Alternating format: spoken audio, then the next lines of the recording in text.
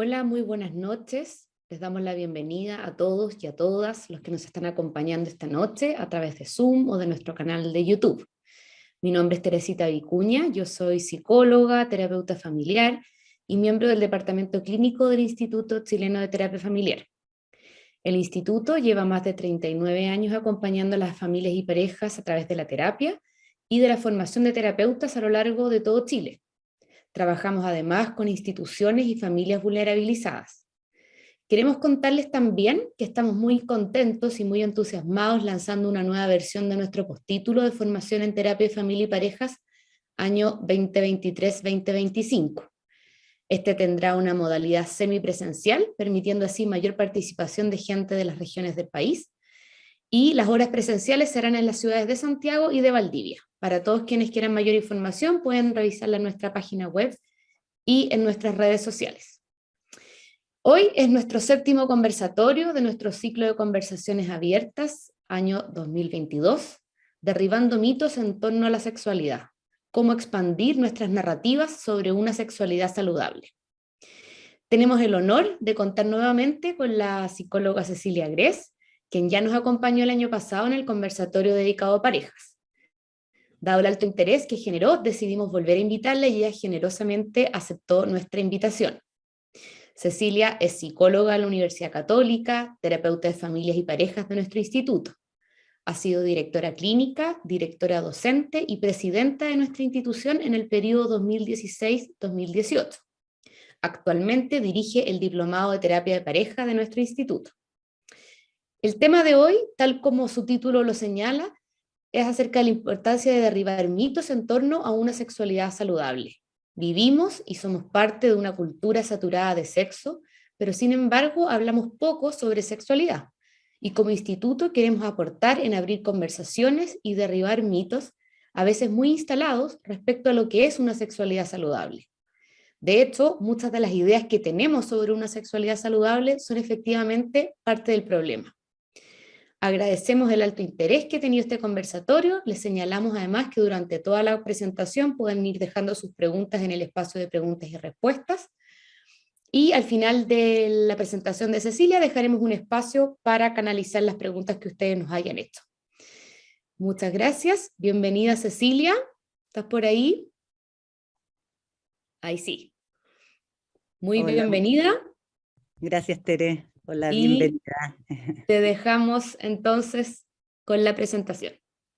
Muchas gracias. Bueno, bienvenidas a todas y a todos y todes a este conversatorio y ojalá pueda aportar derribando algunos mitos que efectivamente, como decía la Tere, son parte del problema de muchas de las parejas que consultan y que les genera sufrimiento, no solamente a las parejas, también a las personas de manera individual. Así que voy a compartir mi presentación.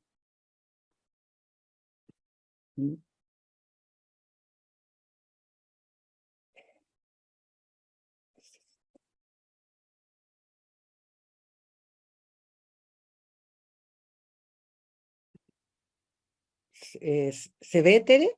Perfecto. Ya. Perdón, ¿ahí también? No, ahí estamos viendo Ya. tus notas. Eso, ahí sí. Entonces, ahí sí, espérame un segundito, Sí, dale. déjame resolver de nuevo esto, que puse la otra presentación. Por más que practicamos, no me resultó, ¿vieron? Pero, un minuto, perdonen por el problema tecnológico. Tranquila, tranquila, te esperamos. Yo te digo si es Ya, que se ve bien. ya. Es que tengo que sacar, eh, mm, tengo que sacar.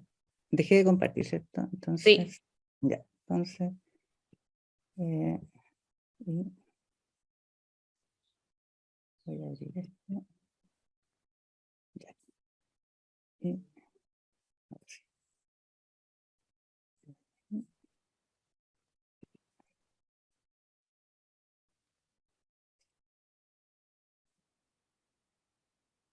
Y ahí como Ahí vemos la presentación. Perfecto. Nada más que la presentación. seguimos nada más que la presentación. Sí. Ok. Ya. Bueno, como decía la Tere, efectivamente vivimos en una cultura saturada de sexo, y en general con el mensaje abrumador de que todo el mundo, ¿cierto?, está siempre listo, dispuesto y capaz de tener sexo. Y la verdad es que estamos muchas veces lejos de eso, ¿no?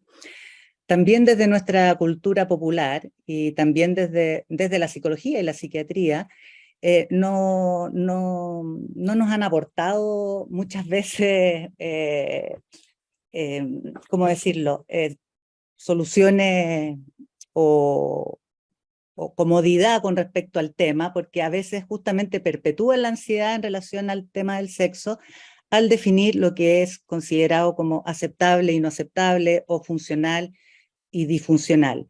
Y en general, porque los enfoques de primera generación en relación a la psicología y a la psiquiatría han estado orientados justamente al funcionamiento y no orientados a lo que es la experiencia del placer. Y cuando hablo de narrativas, voy a pasar a la siguiente diapo, me refiero justamente a las historias que nos contamos a nosotros mismos, historias que pueden ser conscientes o inconscientes sobre quiénes somos, qué podemos esperar del sexo, qué significan nuestras experiencias, por ejemplo, cuáles son los modelos que hemos internalizado en torno a la sexualidad. Las narrativas, de hecho, se van formando a partir de nuestra historia, de la cultura a la que pertenecemos, ¿cierto?, de las familias particulares de donde venimos, y en general se vuelven un terreno fértil donde pueden florecer nuestras esperanzas, nuestros sueños, pero también nuestros miedos y nuestras decepciones. Y estas narrativas se desarrollan mucho antes incluso de aprender el lenguaje verbal, porque el primer lenguaje que aprendemos es el corporal. Y ese lenguaje lo incorporamos desde nuestras experiencias cuando somos guaguas, digamos, que consisten en todas las sensaciones físicas y el placer que se experimenta en el contacto con nuestros cuidadores primarios, ¿no? El sentir el contacto con la piel cuando somos amamantados o nos dan la mamadera, pero igual estamos en un contacto, en una cercanía con nuestros cuidadores primarios, sentimos su respiración, sus latidos que pueden calmarnos, ¿no? O el sabor dulce de la leche. Pero incluso en aquellas experiencias de niños que son decepcionados o niñas porque han vivido daño emocional o físico, la capacidad de experimentar sensaciones y placer en el cuerpo es una parte fundamental de la experiencia humana. Y incluso con las decepciones o con el daño que podemos causar, también van a quedar impresas experiencias de placer y de sensación, ¿no? De esto obviamente van a surgir personas que logran desarrollar narrativas que son sexualmente positivas, personas que se sienten bien consigo misma, con su cuerpo, que se sienten atractivas, digamos, ¿no? Que se sienten normales. Pero hay otras personas, ¿no?, que desarrollan narrativas donde se sienten dañadas, inadecuadas, poco atractivas, viejas, por ejemplo, culpables, eh, y, y todas estas experiencias justamente tienen que ver con las creencias que tenemos en torno a cómo vivimos la sexualidad y el erotismo. Y es importante decir también que todos los terapeutas, así como el pez vive en el agua, somos parte de la misma cultura. Podemos tener diferentes experiencias con respecto a nuestras familias, pero somos parte de la misma cultura. Por tanto, muchas veces tenemos los mismos mitos, creencias y suposiciones en torno a la sexualidad. Y si nosotros no visibilizamos eso, no somos conscientes de eso, va a ser difícil que podamos señalárselo a las personas que atendemos, ¿no? Quisiera ahora mostrarles un pequeño fragmento de una película eh, que es una pareja que consulta a Alfred Kinsey. Él fue uno de los pioneros en investigación sexual humana en la época de los 40 en Estados Unidos, ¿no? Como una suerte de disparador para seguir conversando y para hacer un poquito más entretenida también la presentación.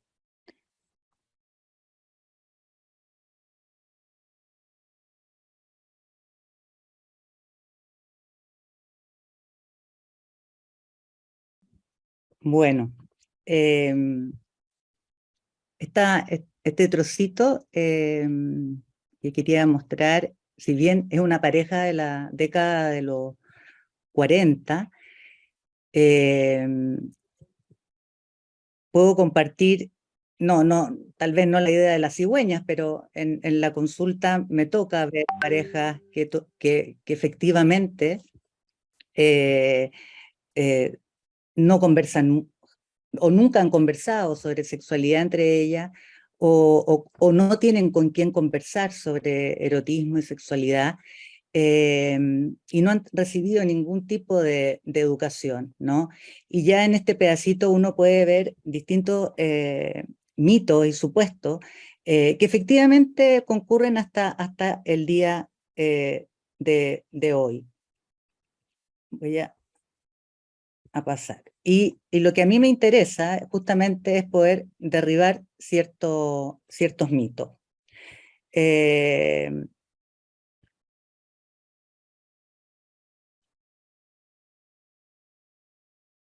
Y para poder derribar mitos, digamos, una cosa importante es poder justamente recibir educación sexual.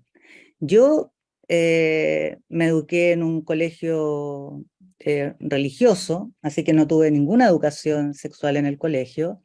En pregrado tampoco tuve jamás educación sexual. Incluso en mi formación de postítulo en terapia de pareja y, y familia, digamos, tampoco había formación con respecto a la sexualidad, ¿no? Más bien ha sido una experiencia en donde yo me he ido formando, y esto yo creo que ha tenido que ver con que efectivamente la sexualidad quedó en el ámbito como de los sexólogos, ¿no? Cuando en realidad es fundamental ver también la sexualidad en el contexto de la dinámica de la relación de pareja. Y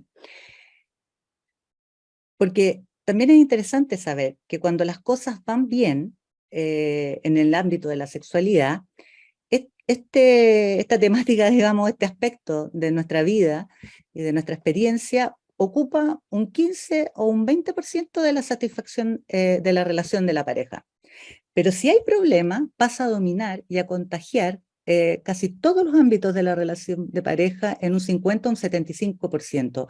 Por tanto, tener una mirada integral de la sexualidad y de las dinámicas de relación de pareja es muy, muy importante, ¿no?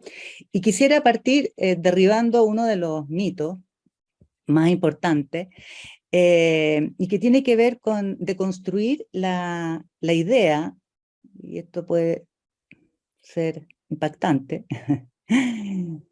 del sexo como un impulso o la idea del sexo como una necesidad fisiológica.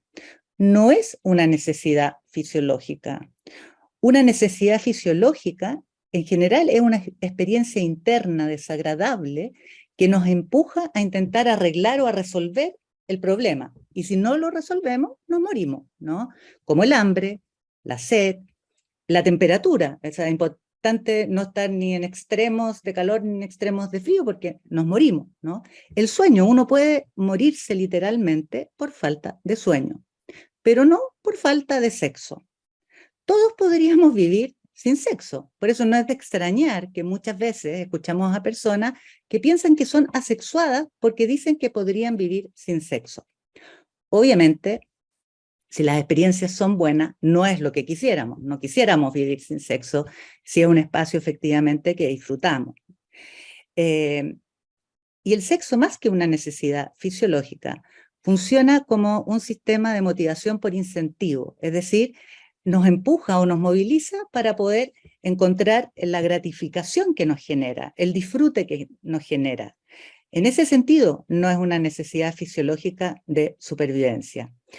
El sexo funciona de alguna manera como la curiosidad, que es tan natural a nuestra humanidad, ¿cierto? El poder explorar el mundo, el ser curiosos, que es una de las emociones básicas, de hecho, como seres humanos, nos moviliza, y nos moviliza porque nos gratifica el descubrir y el explorar cosas. El sexo funciona igual, ¿no? Como un sistema de motivación por incentivo y no como una necesidad fisiológica. Y el mito de que el sexo es una necesidad fisiológica es malo para la vida sexual de las personas, ¿no? Y de este mito, claramente, se desprenden otros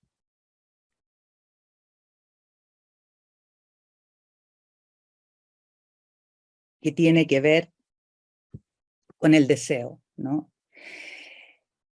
Dentro de la historia, digamos, que nos han contado a partir de la ciencia, la medicina, la psicología occidental, digamos, ha sido en general mirar la sexualidad de las mujeres como si fuera lo mismo que la sexualidad de los hombres, pero no tan buena como la de ellos, ¿no? Y uno de los ejemplos importantes tiene que ver con la experiencia del deseo, ¿no? Y existen dos tipos de deseo, el deseo espontáneo y el deseo en respuesta o receptivo, ¿no? Y como se asumió que, como en general los hombres experimentan un deseo espontáneo, las mujeres también deberían desear el sexo de forma espontánea. Esto es cierto para muchas mujeres, ¿no? Pero no para todas las mujeres. Incluso yo diría a esta altura tampoco para todos los hombres, porque me ha tocado ver en la consulta efectivamente estos hombres, al igual que mujeres, que empiezan a sentirse fallados porque no sienten que tienen la libido alta, y entonces hablan de esto de la libido alta, ¿no? Y efectivamente, tanto hombres o mujeres que experimentan el sexo de una manera receptiva, son totalmente normales y saludables, ¿no? Y no es ni menor ni peor que el deseo espontáneo. Esto también es importante para que se entienda bien, que cuando hablo de deseo espontáneo se refiere a esa idea de tengo ganas y por eso busco el sexo, ¿no? Tiene que ver con esto de como la voluntad de iniciar el encuentro, ¿no? Y en mi experiencia como terapeuta, sobre todo en mis inicios como terapeuta de pareja, era un motivo muy frecuente, sigue siendo un motivo frecuente, la verdad, el tema del deseo, la falta de deseo, ¿no? Porque las personas, mujeres y hombres, todavía esperan experimentar ese deseo espontáneo que sí se experimenta al inicio en las relaciones, tanto las mujeres como los hombres, porque ahí se moviliza mucho también la testosterona, que tiene que ver con la vivencia del deseo espontáneo, ¿no? Y me tocó ver muchas mujeres sintiéndose falladas justamente por no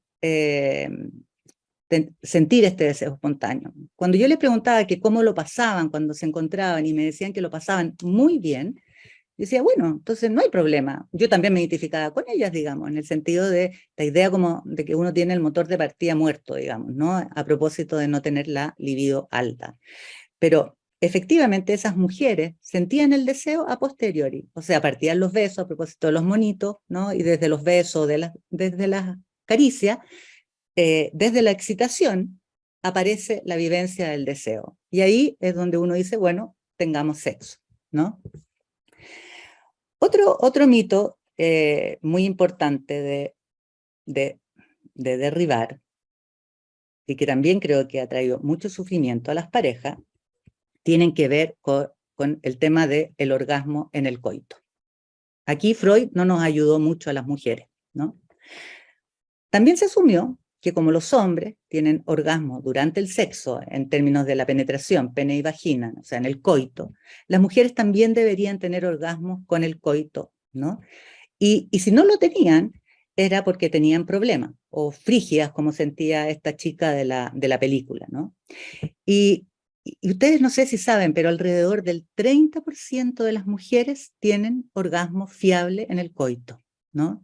El otro 70% a veces, rara vez o nunca alcanzan un orgasmo en el coito. Y todas esas mujeres son totalmente sanas y normales, no son pregenitales, no son infantiles, son mujeres totalmente sanas y normales. Y derribar este mito es muy importante, porque esto genera nuevamente sufrimiento en las mujeres de sentirse que están falladas, pero también sufrimiento en los hombres, en términos de que ellos se han sentido como responsables de tener que lograr sacarle un orgasmo a las mujeres con su penetración.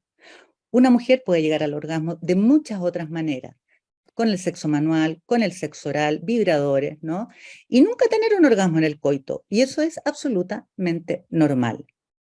Todo esto además tiene que ver con la cultura en la cual estamos, que es una cultura completamente coitocéntrica, ¿no? En que vivimos, eh, en que asemejamos, digamos, las relaciones sexuales al coito. Y si no culmina esto en penetración y orgasmo, esto sería como una relación sexual incompleta o poco satisfactoria. Y aquí se subestiman todo el resto de las prácticas sexuales, tales como el sexo oral, la masturbación, no considerando las prácticas completas o satisfactorias por sí solas. Si limitamos las relaciones sexuales solo a la unión de los genitales, es lógico que estos van a cobrar una excesiva importancia y al ser las únicas partes implicadas, digamos, esto va a generar mucha exigencia tanto para hombres y mujeres de no dar la talla, de si van a lograr alcanzar el orgasmo, si se van a ir muy rápido, ¿no? Y efectivamente eso genera mucho sufrimiento. Obviamente que la penetración es placentera, pero no es lo único que dos personas que se aman y se desean pueden hacer en el terreno sexual. Y es muy importante que las personas puedan explorar y buscar su propio placer, ¿no? Pueden incluso iniciar rápidamente con penetración, pero pueden no terminar en el orgasmo en la penetración y después jugar. Y no pensar que esto de los preámbulos o el preludio es para lograr llegar al orgasmo a través de la penetración. Pueden ver múltiples formas de disfrutar la sexualidad sacando en vista, digamos, como ese objetivo.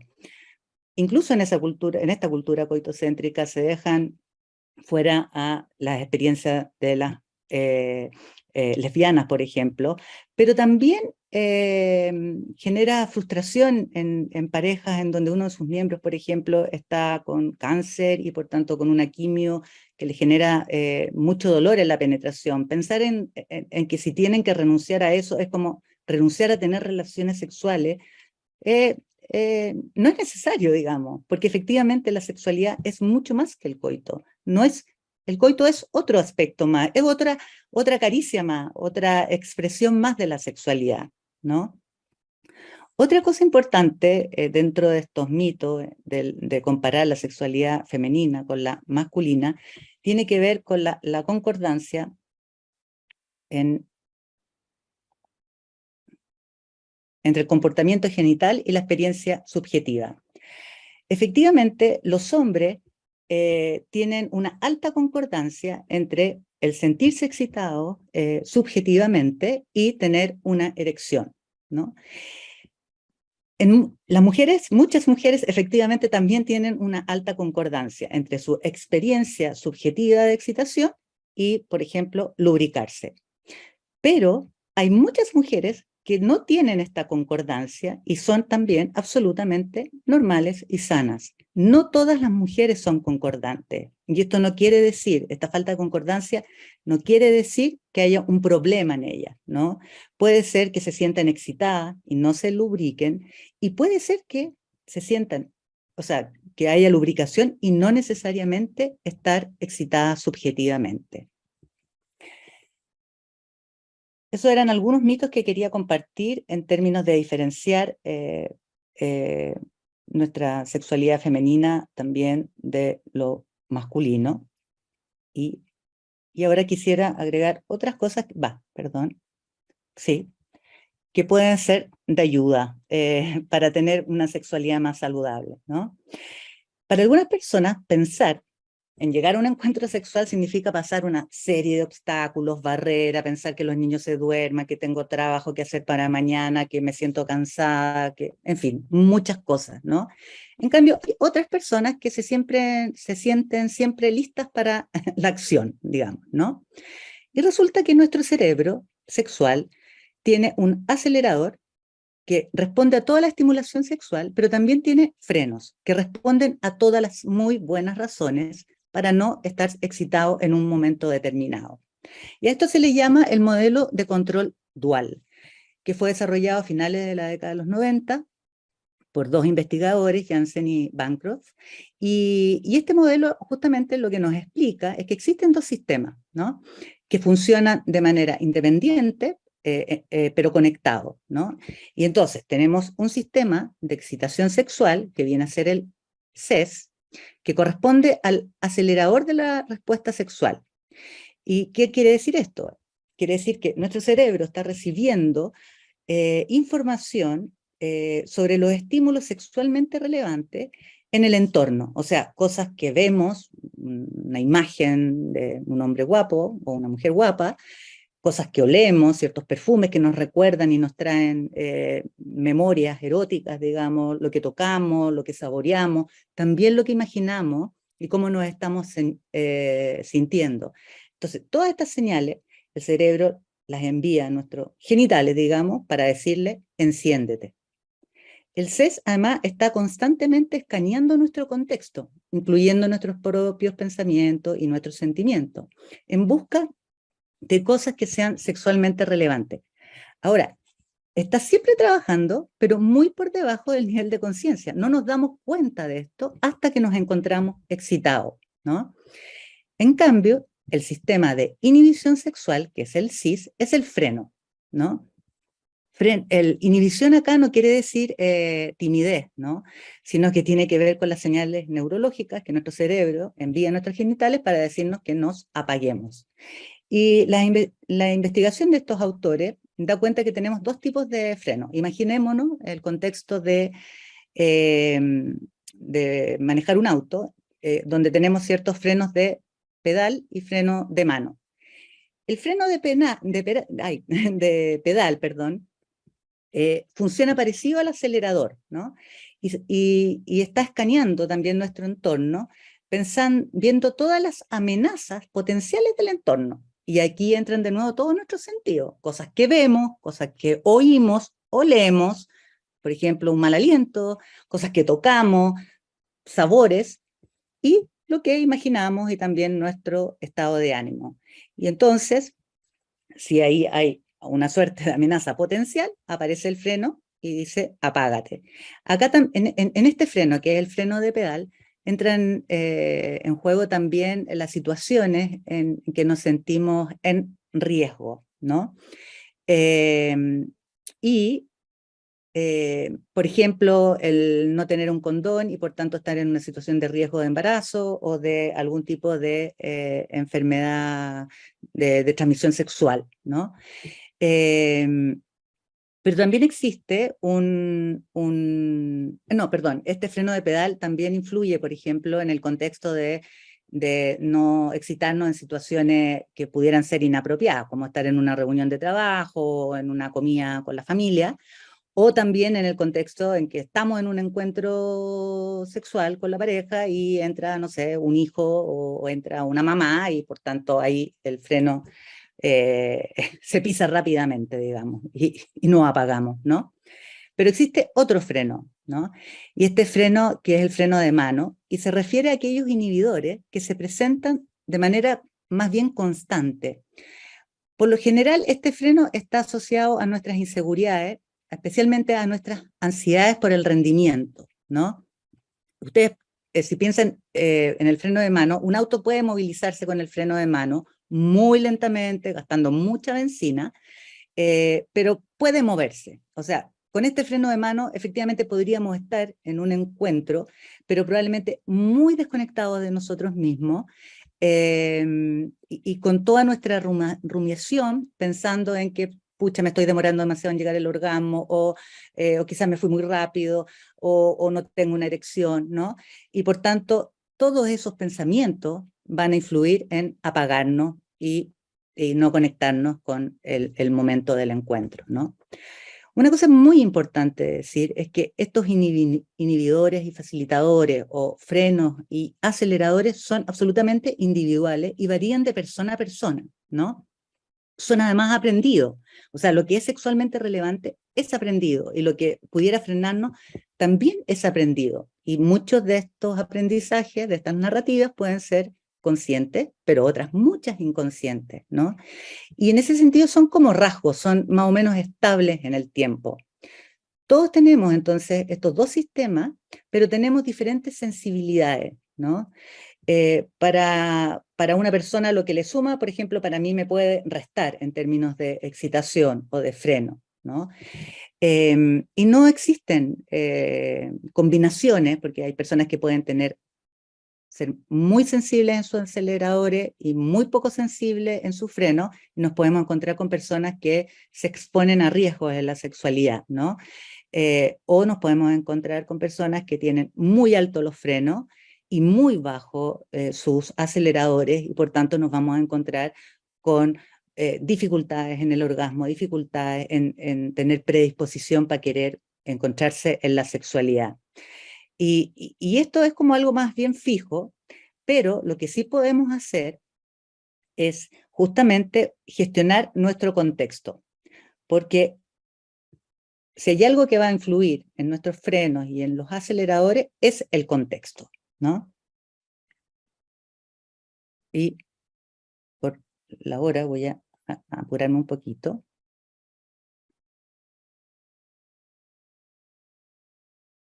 Quiero poner un par de ejemplos para...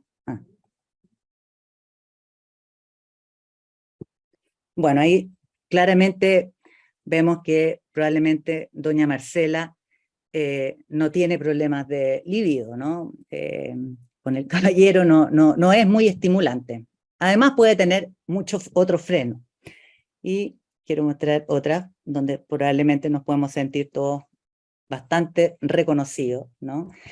En el primero, que dice, sacarme todo lo que me acabo de poner, tratar de empezar, lograr terminar, volver al baño, lavarme otra vez, vestirme de nuevo, qué fiaca. Mejor no habrá algo en la televisión. Ahí podemos ver claramente que están funcionando, yo diría, dos tipos de freno. El freno tanto de mano como el freno de pie. En esta segunda, pucha, y si se despiertan los niños, claramente entra el freno de pie, de pedal, digamos. Y en este último chiste, dice, ¿qué haces, loca? ¿Te vas a resfriar? Podríamos pensar que este hombre puede tener aceleradores poco sensibles, ¿no? Su cerebro no se está estimulando frente a situaciones que podrían ser sexualmente relevantes dentro de los hombres. Entonces, es importante para poder ayudarnos en esto, gestionar nuestro contexto, que va a tener que ver con las circunstancias externas, el estado de ánimo, por supuesto la confianza y nuestras historias de vida, ¿no? Otra cosa importante a considerar es que va muy ligado a esto, es que efectivamente el estrés y la sexualidad no son muy amigos, ¿no? Salvo en algunas situaciones. Nuestro sistema nervioso consta de estos tres subdivisiones. Tenemos el sistema simpático, que no es muy simpático, pero bueno, es simpático en el sentido que nos protege cuando hay una situación de peligro, entonces nos pone en acción, ya sea para atacar o para arrancarnos, en la huida, ¿no? Está también el sistema vagodorsal, que tiene que ver con la experiencia y la amenaza de vida, ¿no? Donde frente a una situación así, nos podemos congelar, colapsar, ¿no? O desconectarnos completamente. Estos sistemas, efectivamente, los compartimos con nuestros amigos animales, digamos, ¿no? Y nos protegen. Son parte de nuestra sistemas de sobrevivencia. Quizá, no sé si se acuerdan ustedes de la situación de esta chica de 18 años que fue violada en España por la manada, ¿no? Este grupo de 5 sujetos, y fue muy impresionante porque en uno de los juicios se les quiso acusar solamente de abuso sexual a estos sujetos, porque la chica no había presentado no había hecho ninguna lucha por tratar de atacar o huir. Claramente esta chica lo que hizo fue sobrevivir, pero desde el vago dorsal, o sea, quedó en una situación de colapso. Bueno, por suerte, los primeros juicios en donde querían acusar a estos sujetos por penas muy menores, se revirtió justamente por la lucha que dieron ahí los movimientos, ¿no? Bueno, y además vivimos en un mundo muy, muy estresado, y por tanto nuestro cerebro, el estrés se asocia permanentemente a estar escaneando las situaciones de peligro. El estrés es, de alguna manera, es vivido como peligro. Y claramente si estamos estresados, estamos muy poco dispuestos para poder encontrarnos en la sexualidad. O sea, ahí aparecen varios frenos instalados, ¿no? Y nuestro cerebro siempre va a priorizar la sobrevivencia por sobre el sexo. O sea, si a uno lo está atacando un león, evidentemente no va a ser nunca un buen momento para tener sexo.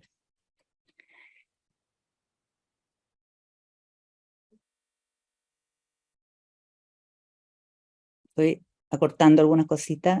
Quería ponerles esta frase que me parece también muy importante como de incorporar en la idea de una sexualidad saludable de la Esther Perel, que plantea que el sexo no es algo que hacemos, sino un lugar donde vamos. Y también un lugar de donde venimos, por lo que decía antes, porque aprendemos lo que es sexualmente relevante a partir de nuestra historia desde que somos guaguas, digamos, ¿no?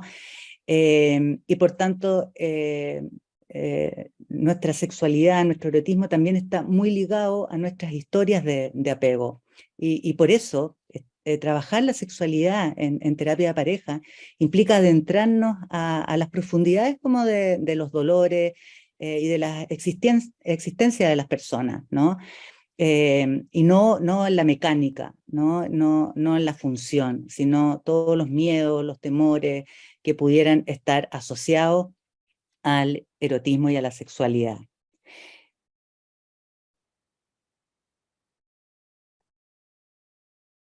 Bueno, Peggy Patz plantea, perdón, no es Peggy Patz, la Peggy Kleinsplat, esta idea de qué tipo de sexo vale la pena tener.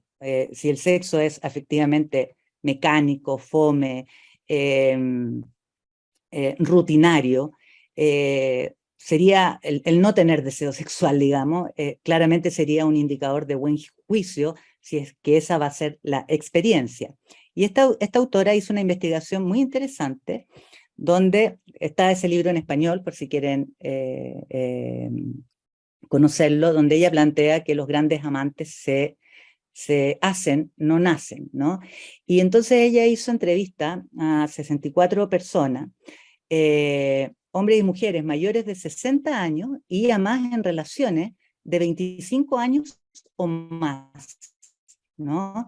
Y también incluyó grupos de diversidad sexual. Y les hizo la pregunta de qué es lo que hace magnífico el sexo, cuáles son las cualidades de una intimidad erótica extraordinaria y cuáles los elementos que ayudan a potenciarla.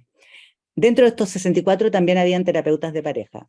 Bueno, la mayoría, no, todo el grupo planteó que estos 8 componentes, ¿no? La experiencia de estar presente, enfocado, una experiencia encarnada, o sea, estar inmerso en la experiencia, era uno de los primeros componentes. El sentido de conexión, la disposición a estar en sintonía. Una profunda intimidad sexual y erótica caracterizada por el respeto mutuo, el cuidado, la aceptación genuina. El sentirse en el fondo en un espacio seguro. También una extraordinaria comunicación, incluso es como reconocerse el cuerpo, cómo se mueve, ¿no? Una mayor empatía, una sensibilidad. Eh, Otro elemento es el riesgo interpersonal. Son parejas que se arriesgan a jugar, a explorar cosas nuevas. Es como un viaje, ¿no? Es una exploración continua. Así que hay mucha esperanza porque acuérdense que estas son personas de 60 años o más, ¿no? Autenticidad, ser genuinos, desinhibidos y también sentirnos vulnerables, ¿no? Y el último componente era esta sensación de trascendencia que tiene que ver con felicidad, paz. Incluso habían algunos que planteaban, ejemplificaban casi como un estado alterado de conciencia. Y hubieron componentes menores, pero que fueron explicitados solo por un grupo de la muestra que eran terapeutas sexuales, y ellos fueron los únicos que se refirieron a la sensación física y al orgasmo, y también a la experiencia de la química y de la atracción. Esto es bien interesante porque el resto que no eran terapeutas sexuales hablaron mucho más de la experiencia de la conexión. No es que no disfrutaran o no aludieran al orgasmo o a la excitación, pero no eran primordiales, digamos. Y ellos también planteaban, estas parejas, que también me parece interesante compartir con ustedes, la idea de, y que es derribar otro mito que nos hace sufrir, que es el mito de la espontaneidad, ¿no? Ellos, este sexo magnífico implicaba un sexo deliberado, o sea, es decir, darse el tiempo y el espacio para poder encontrarse en el erotismo y en la sexualidad con el otro, y la espontaneidad iba a surgir en el momento del encuentro, en las caricias, en la conexión, pero generar ese espacio era absolutamente intencionado, voluntario y deliberado. No era llegar y sacarse la ropa como en una película de Hollywood, ¿no? Y para terminar, dos cosas más. Primero, decirle a los terapeutas de pareja, y también a los terapeutas en general que están empezando a aprender sobre terapia sexual, o de cualquier terapia en realidad, también individual, que no tengan miedo de preguntarle a las parejas sobre su sexualidad.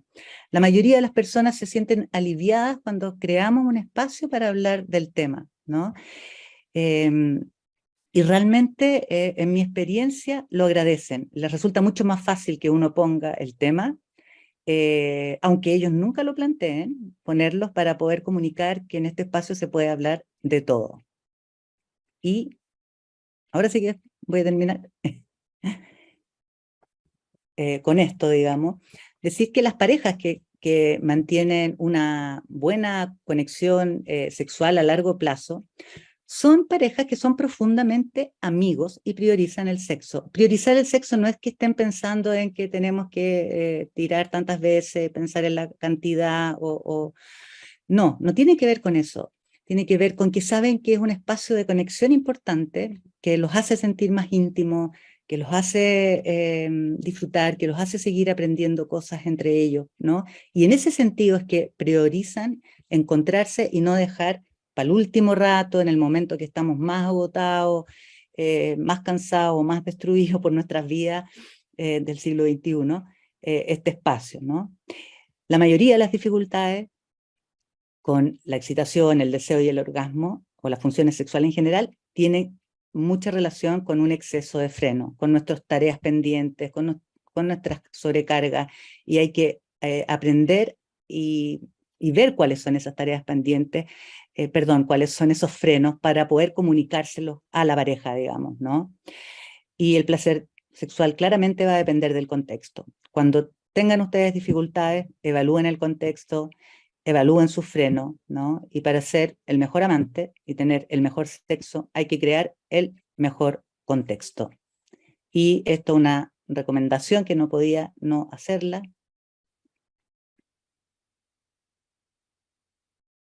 Les recomiendo este libro. Realmente, si bien está dirigido a las mujeres, creo que es un gran libro para hombres y mujeres, para pareja, bueno, para todos, digamos, porque creo que nos ayuda a conectarnos y aprender de nuestra sexualidad, porque todos adolecemos, digamos, de educación sexual. Y por favor, no se pierdan esta película, Buena Suerte, Leo Grande, una película extraordinaria que les va a permitir seguir pensando y reflexionando sobre su erotismo, su sexualidad, sus relaciones de pareja. Disculpen, me pasé del tiempo. Dejo de compartir. Muchas gracias, Cecilia. Ha estado muy interesante, se ha pasado volando. Tenemos varias preguntas, si quieren ir escribiendo también ahí en el espacio de preguntas y respuestas, pero vamos a aprovechar de hacerte algunas que han ido apareciendo. Por una parte, a propósito de esto de los frenos y del contexto, digamos, hay una pregunta acerca si es que los frenos son siempre contextuales o si también pueden estar determinados por la biología. Interesante la pregunta. O sea, los frenos, está difícil el tema a propósito de contexto, crianza, biología, digamos, cuál es el límite, porque como hay cosas que vienen de experiencia, digamos, muy temprana, casi como que aparecen como biología. Es como ser introvertido o extravertido. No sé si eso lo podrías decir si tiene que ver con nuestra biología o tiene que ver con el contexto. El contexto es para gestionar justamente los frenos, pero puede ser importante que ustedes piensen en los frenos y en los aceleradores, en ambos, como rasgos, como ser introvertido y extravertida. Y por eso no son ni buenos ni malos, son, ¿no? Pero lo que uno aprende que puede ser sexualmente relevante, aunque no, eso sí tiene que ver con nuestra cultura, como uno aprende un idioma, digamos, ¿no? No sé si logro responder. El contexto nos sirve para gestionar esto. Sí, sí. Y hay preguntas respecto a la diversidad sexual, a las parejas homosexuales. ¿La sexualidad se expresaría de la misma manera como lo planteaste respecto a los roles? ¿O hay diferencias? ¿Algo relevante que tú nos pudieras comentar en relación a eso?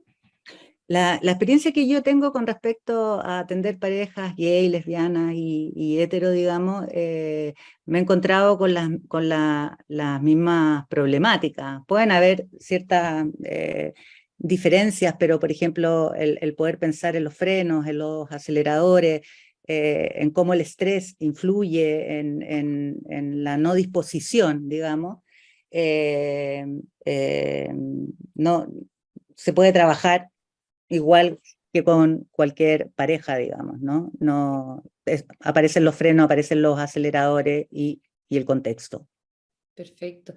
Quizás, perdona, quizás sí, no, quizás voy a agregar algo, porque a las parejas gay, a las parejas lesbianas, les toca lidiar con algo que a los heterosexuales no nos toca, porque estamos en una situación como de privilegio, digamos, en lo dominante, en lo hegemónico, que tiene que ver también con las experiencias, con la homofobia interna que también ellos tienen por una cultura que ha sido eh, muy castigadora, digamos, de su experiencia. Entonces creo que eso realmente también puede generar situaciones Puede más ser otros complejas. frenos también, ¿o Sí, no? y que hay que atender y que hay que darle un espacio especial, digamos. Si no es, así que retiro lo dicho, hay particularidades que no se nos pueden perder de vista.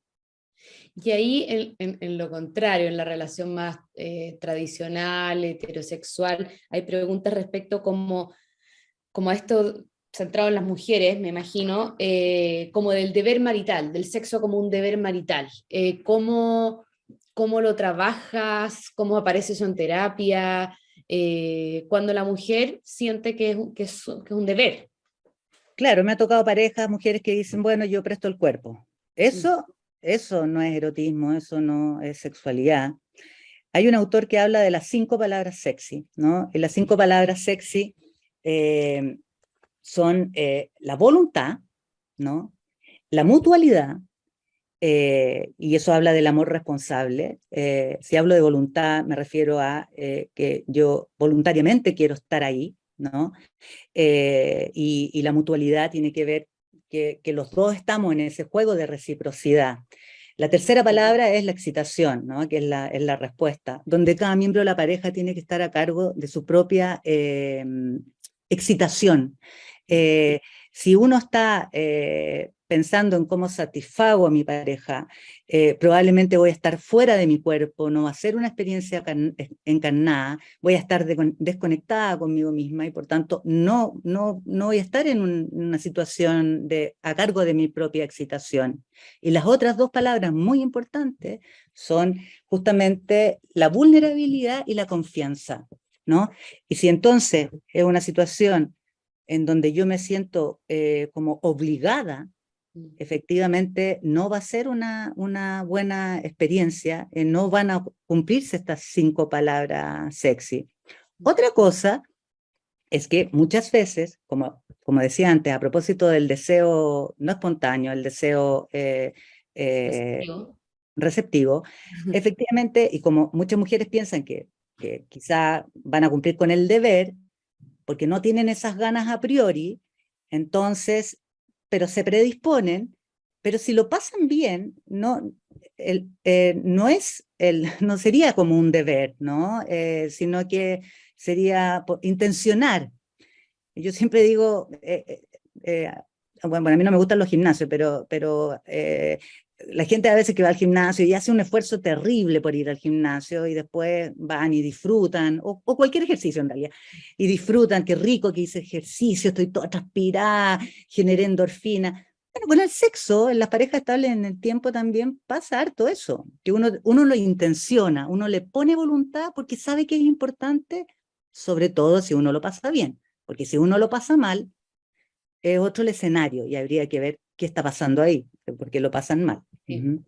Ahí justamente con lo que acabas de decir hay algunas preguntas que están más centradas como ya a la terapia misma y al rol del terapeuta. O sea, eh, cuando hay, dice sí, pero me imagino que era el tema del freno. Dentro de la historia de la vida de uno de los integrantes de la pareja se activan los frenos, cómo se aborda, cómo se trabaja con personas asexuales o demisexuales. Ujú. Eh, cómo se aborda esta experiencia sexual si alguno de los individuos tiene alguna disfunción sexual o problema médico. No sé si te puedes referir un poco a ese tipo de situaciones en terapia. Perdona, y te agrego otra que también apareció respecto a cuando en terapia, en terapia pareja, aparece la idea de, por ejemplo, el hombre que no, ya no está interesado en sexo y no quiere trabajar ni hablar sobre eso, y dejando, en el caso de la pregunta, la mujer desconcertada y como sola en el tema. Cómo trabajar desde ahí. Son varias preguntas juntas, pero que tienen que ver Sí, con la... mira, o sea, si están en terapia, me imagino que algo el caballero querrá hablar. Si no, no sé si iría a terapia, pero puede ser que efectivamente, porque pasa, que uno de los miembros de la pareja no esté interesado en el sexo. Pero ahí habría que preguntarse, claro, uno, ver el tema de los aceleradores y los frenos. Yo, por ejemplo, atendí una pareja en donde efectivamente él no tenía mucha disposición a querer encontrarse, eh, no tenía iniciativa y ella quería tener ese espacio de encuentro sexual con él. Es una pareja, los dos se querían mucho, se quieren mucho, y él obviamente se sentía mal, se sentía fallando, además, justamente dentro de los mitos, el hombre que tendría que ser Boy Scout y siempre listo, entonces sentir que no tiene tantas ganas y que su señora es la que tiene más ganas, también le genera otro tipo de complejidades y aumentan probablemente más los frenos, ¿no? Eh, y yo con esta pareja, bueno, utilicé un cuestionario para ver el tema de los cis y los ces, ¿no? Y fue muy interesante porque en la conversación que se generó entre ellos, porque efectivamente él apareció con su sistema de excitación muy poco sensible, muy bajo, digamos, y su sistema de freno muy alto, Mm, ¿no? Y en el caso de ella, ella apareció con su sistema de excitación alto, o sea, era sensible al acelerador, y los frenos en el promedio, digamos, ¿no? En general todos nos movemos más o menos en el promedio. Y esto fue muy interesante porque permitió a la pareja, primero a ella darse cuenta que su marido es así, que le cuesta, que tiene frenos altos, que tiene poco aceleradores, y que ella es más ganosa, y ella dijo, bueno, ya, me di cuenta, yo soy más caliente que él. Y eso igual la alivió a ella, de que el tema no tenía que ver con una falta de atracción hacia ella, porque realmente la quiere mucho y le gusta, pero le cuesta más. Entonces, ahí fue trabajar un poco cómo gestionar un contexto que a él le facilitara, ¿no? También, bueno, otro tipo de intervenciones, pero no nos va a dar el tiempo para trabajar en eso. sí. Y lo de los asexuados habría que preguntar, porque efectivamente existe ahora las minorías sexuales también que se consideran asexuados o los demisexual. Ahora habría que preguntar y explorar cuánto pudiera tener que ver también con las suposiciones y los mitos, o cuánto efectivamente no es un ámbito que les interese. Y bueno, y si es así, ¿qué vamos a hacer? Es una elección también. Sí. Te voy a hacer, por la hora en que estamos, voy a ir haciendo Sí. algunas preguntas para ir cerrando, pero por una parte hay una pregunta interesante respecto a por qué crees tú que es tan importante para todos como el saber si lo que hacemos es normal o no es normal, si nuestro nivel de deseo es lo que debiese o no debiese tener, si la cantidad de relaciones sexuales que tenemos ¿Por qué será que nos es tan importante saber eso? Si estamos a la altura de lo que debiese esperarse. Eh, Eso por una parte, y por otra parte, preguntarte en tu experiencia, cuán trabajable es efectivamente la sexualidad, o sea, cuánto éxito puede tener una terapia en parejas con problemas de sexualidad o insatisfacción en su sexualidad. Ujú. A ver,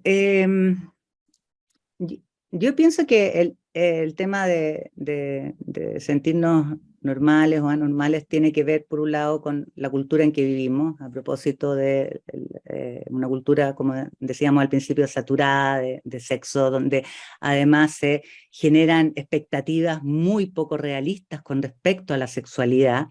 Lo que uno ve en las películas, no sé, y todo eso obviamente nos incide.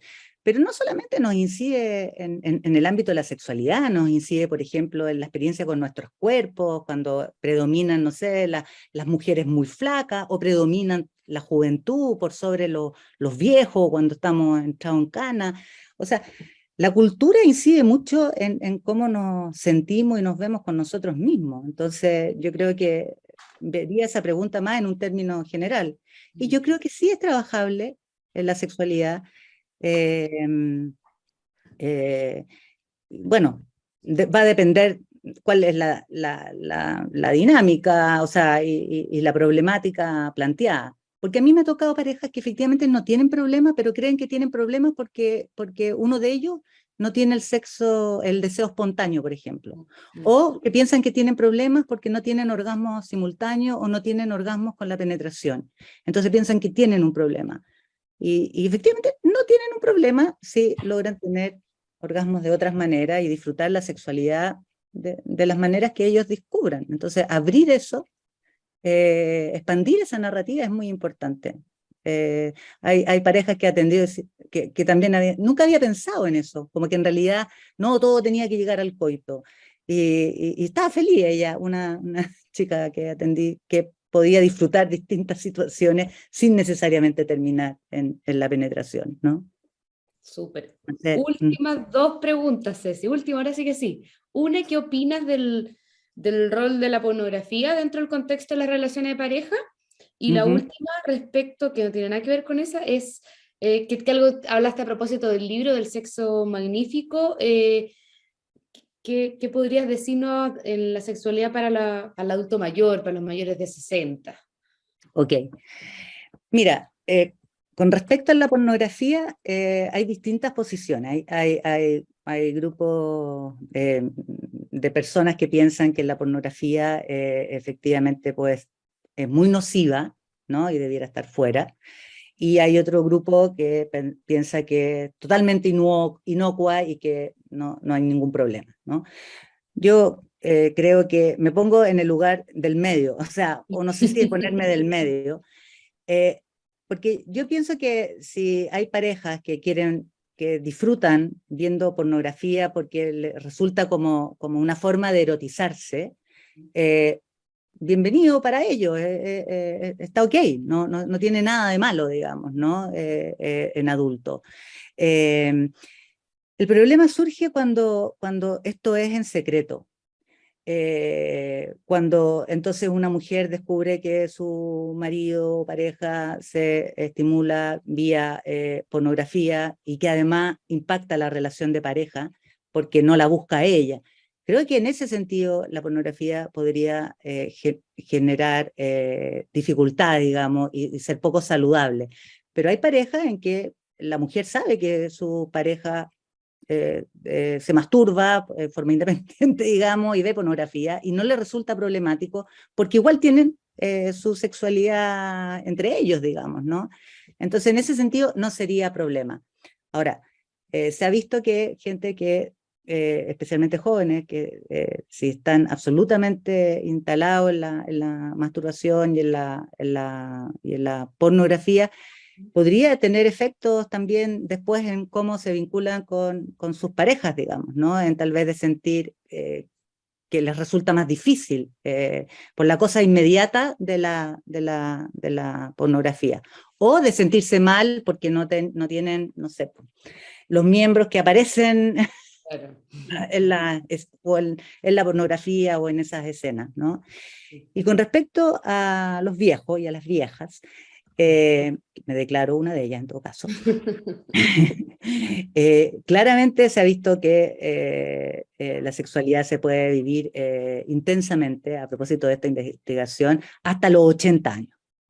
Eso no quiere decir que uno no considere que hay ciertas funciones de nuestro cuerpo que se van a ver visto afectadas. Puede ser que ya un caballero no tenga tantas erecciones, pero eso no quiere decir que él no pueda pasar los chanchos, por ejemplo, erecciones para tener una penetración, pero sí puede tener encuentros, tener masturbaciones recíprocas, digamos, y encontrarle el modo y no sentir que eso es menos que una relación sexual, ¿no? Porque también eso es una relación sexual. Y hay algunos autores, terapeutas más en la línea existencialista, que hablan, cuando los viejos, lo digo en un sentido respetuoso y cariñoso, y viejas, aparecen con temas de sexualidad, hay que ver también cuánto se ligan con otras profundidades de su vida y de sus aspectos identitarios. A veces quedan consignados en la sexualidad, puesto ahí el tema como sintomatología, cuando quizás están enfrentando otros temores, por ejemplo, el temor a la muerte, el temor a no haber hecho quizás lo que habían querido en su vida, y que ya no les queda tiempo, pero que queda puesto en la sexualidad.